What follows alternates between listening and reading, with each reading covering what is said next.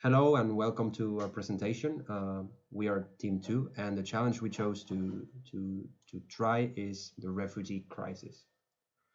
So we're going to briefly explain the challenge and talk about our procedure in order to try to address this problem. To do this, we got a bunch of data and we decided to apply some pre-processing techniques in order to clean the data and get the important information out of it.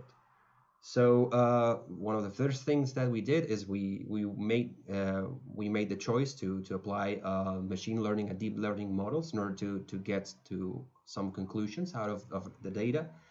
So this means that, for example, machine learning techniques need data to be scaled. So because of the structure of the data, we applied a logarithm, the logarithm from time series, because there were some values that were small and some values that were large, and we wanted to both have the changes in small variables and the changes in large variables be represented in the neural network. But if we had both small numbers and big numbers, the neural network may not respond well to that.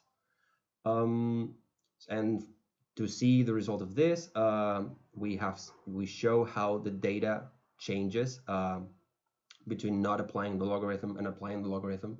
As you can see in the picture in the graph on the right, there's a bigger representation of what's going on in each country, as opposed to the left picture where we see a bunch of data piled down on the bottom part of the graph, as opposed to some outliers that are actually really important because they represent big flows of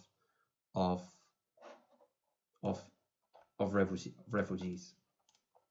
In order to train this small model using the data from previous years, we decided to use a long short-term memory architecture because it was designed specifically for these kinds of situations.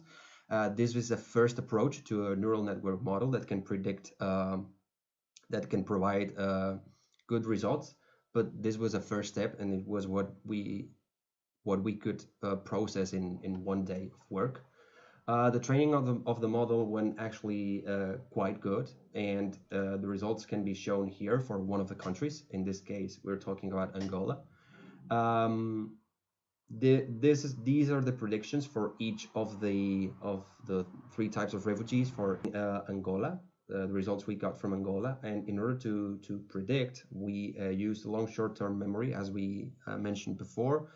And we developed a method where we used the previous data to predict the next value, and we repeated this process 5 times in order to get the results for the 5 years that we don't have.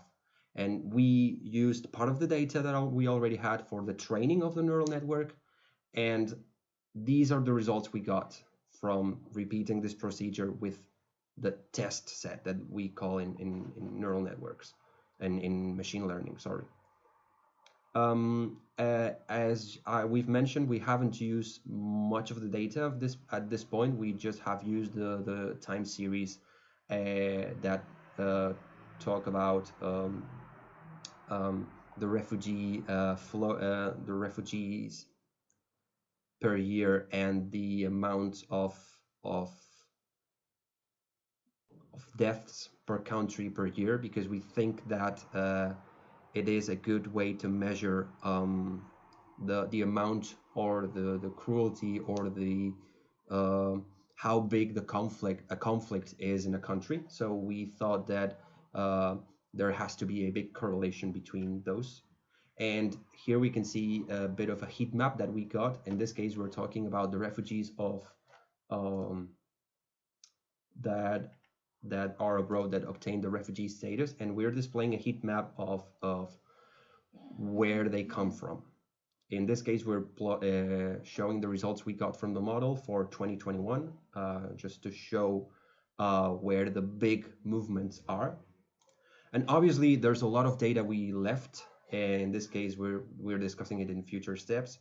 We cleaned a lot of the socioeconomic and data, and we can add it easily to the model.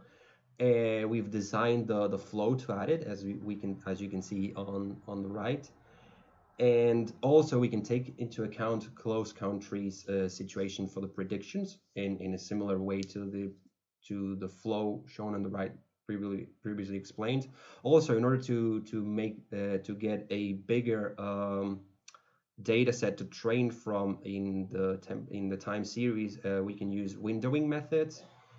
And also, in order to really get a stronger model, we could also work on to predicting the country where the refugees are going.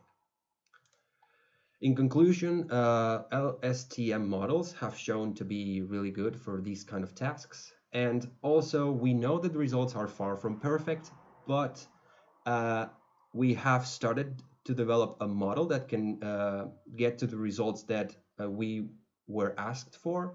And also, we have started the design of a pipeline that can get better results.